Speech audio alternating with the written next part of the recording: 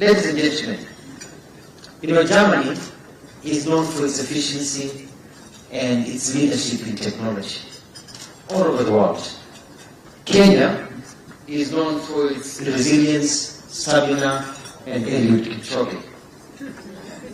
But Kenya is also known, as the President always reminds us, of its wonderful labor market.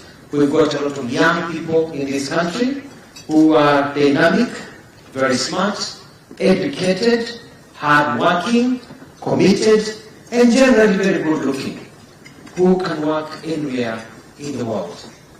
If we combine the technology, we combine the leadership that Germany has given to the world in many sectors, with this resilience and stamina and the wonderful population we have in Kenya and our ability, and we combine these two, then these nations, Kenya and Germany, will rise to even greater heights than where they are today. And that is why we're here today. And lastly, we're very pleased that Germany was the first country to recognize us. And our word of trivia, the German ambassador's car, his number plate is written 1, because Germany was the first country to recognize us. And that is why his number plate to Germany is the number 1.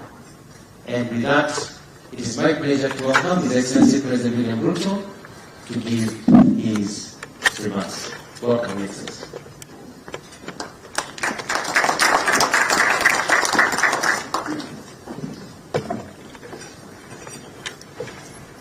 Thank you very much, Alfred. And ladies and gentlemen, thank you very much for gracing our lunch. And allow me to express once more what a delightful privilege it has been to receive and host you and your entire delegation, Your Excellency, in the city of Nairobi. It is my wish that you have enjoyed your stay and that our hospitality, the charm of our country, beauty of its attractions, and the warmth in the hearts of our people have all done credit to our national heritage and offered you a glimpse of magical Kenya. Just to tell you, Your Excellency, apart from what you see, Kenya is very well known for the wildlife migration, which is almost the 8th wonder of the world. And we have actually a multiple migration of wildebeest in Masai Mara and whales in Kilifi in the Indian Ocean. There is normally a migration there as well.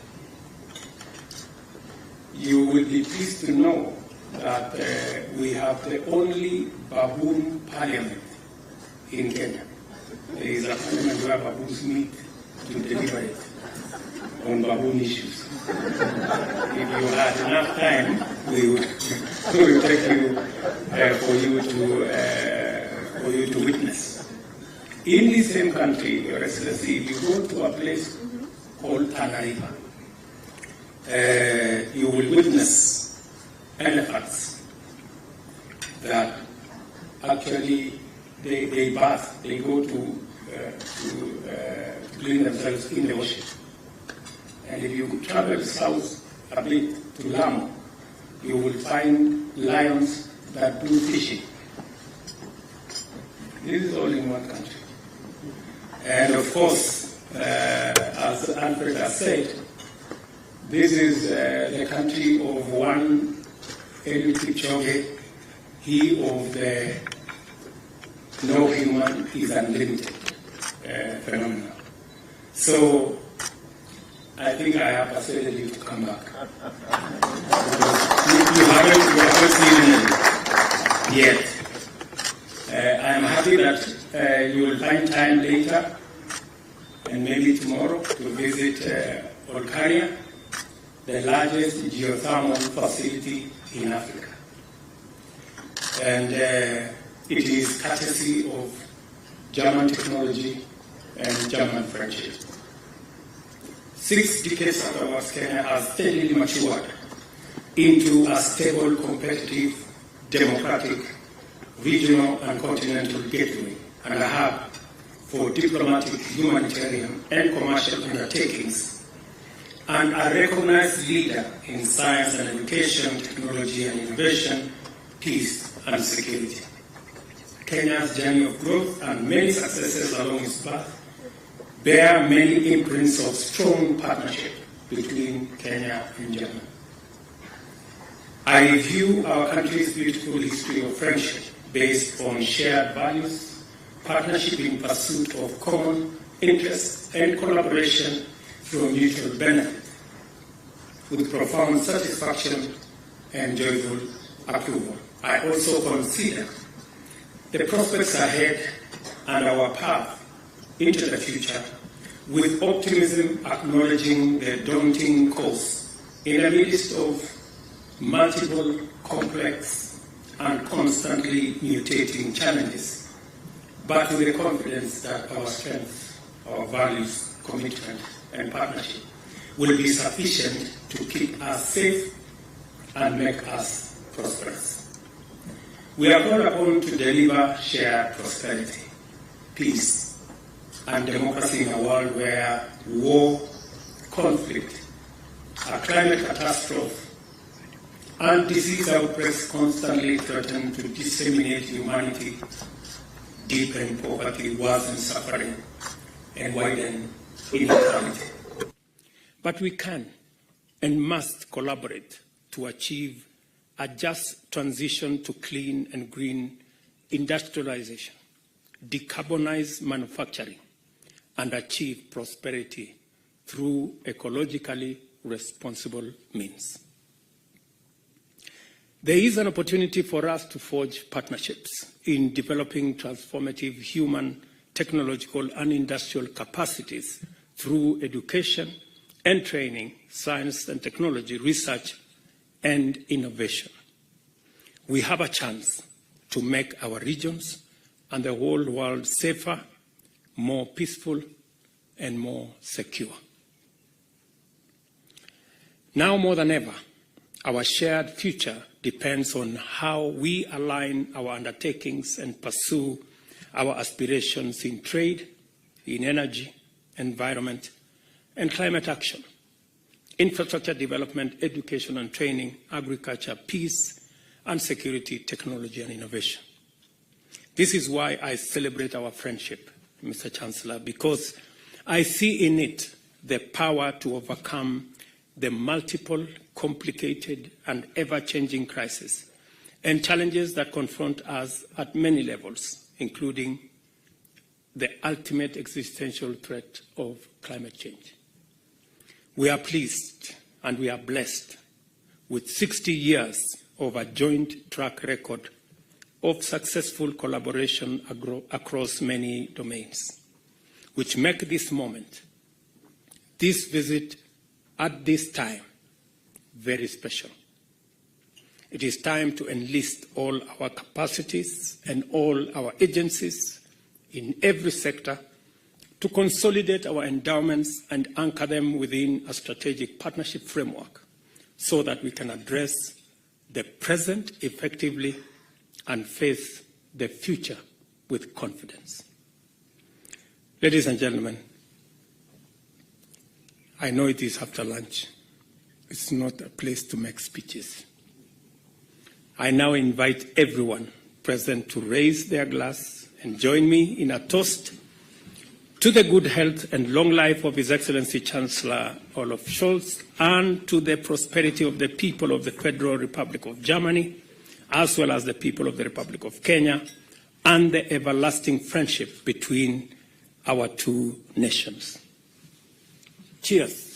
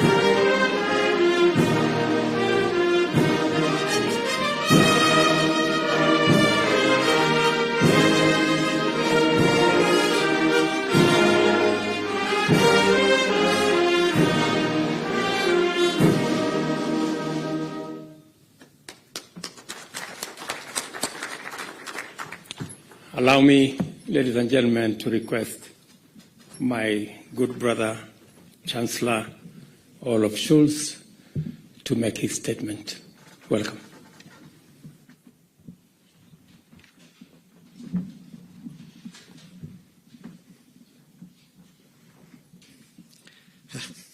Habari gani?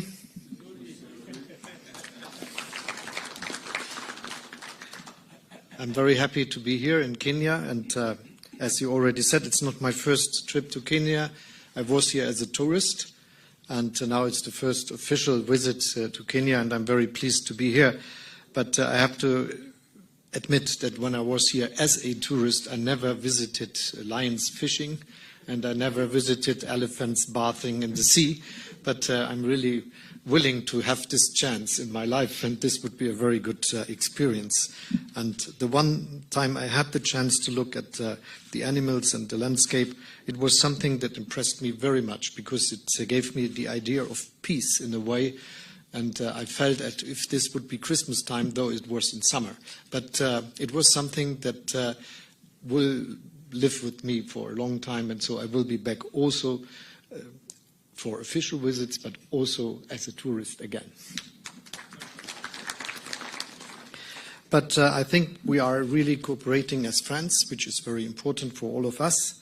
And it is something that is not just because we have this long-standing relationship, and it is not just because we were the first to be your diplomatic partner after becoming independent. It is because it is something which we have in common, and this is also the understanding of democracy, and that the people rule the country, and that the rule of law is of importance for the life we are having. And looking around, we really see that it is something we experience, that those countries that have a democratic tradition are much more peaceful as those who have a lot of difficulties to do and always have to look outside for solving problems they have in interior politics. As I said before, I'm really appreciating what Kenya is doing in helping solving conflicts all around. It is a very difficult task in these times, and it sometimes seems as if one conflict is looking to be solved, the next one is to come, but that you are constantly referring to your task and that you are doing it is something we admire very much, and it's very, very good that you do this. We are willing to work together, as you said, in the questions that are tackling us. One of them is obviously how we fight against climate change. My view is that this is one of the biggest tasks of mankind, and in the midst of this century, we must succeed. In case of Germany, we tried to be CO2 neutral in 2045. Some other countries say it will be 50, some say 60, but this is the latest what we should reach. And so to work together is a big goal for all of us. Sometimes in my country, people ask, why you are doing this? What is the reason? We are just 2% of world emissions. But I tell them we are not 2% of world population.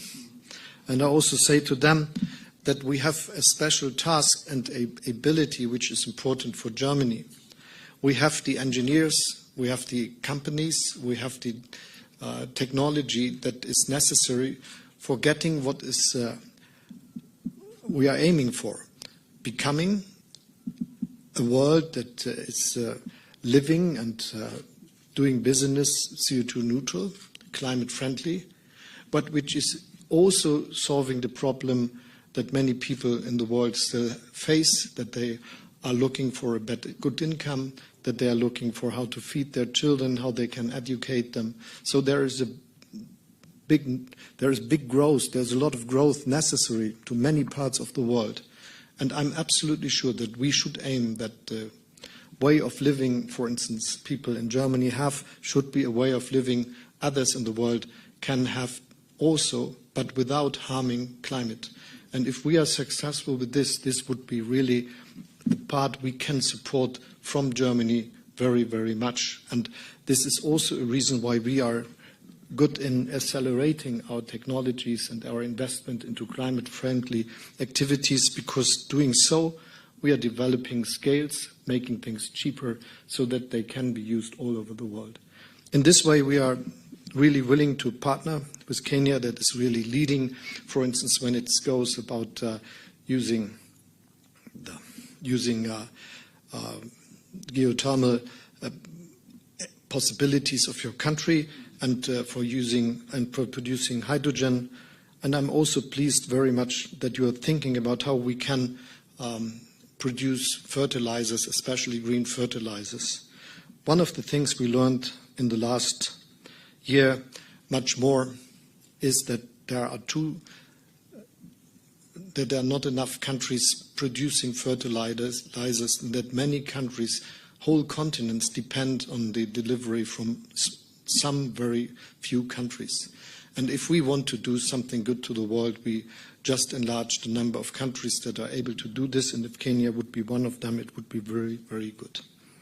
Let me say I not just appreciate very much what you say about your activities all around with all the conflicts and the new one in Sudan. I really appreciate your clear voice in saying that revisionist policies are not good wherever they are taking part and taking place. And this is why I think it is necessary that we say that what Russia is doing with its aggression against Ukraine is the threat to peace and security, not just in Europe, but in the whole world. And we cannot accept that someone feeling strong enough is just thinking that he could take parts of the territory of his neighbor and just doing it as it was done for centuries. But it is one of the advantages of our time that we agreed in the United Nations that this should not be the case. And we are very much willing to help all the countries that suffer from this war and from the outcomes of this, and we are very much working to make peace a possibility and support the Ukrainians. Thank you for your activities. We will have a lot of fields for partnership. You spoke about workforce and things like that, but that's not the only one. Thank you for inviting us. I'm very happy that I can be part of this long-standing relationship, and the two of us and our countries will work together to have a very strategic cooperation in our relationship. Thank you, and thank you for all you do.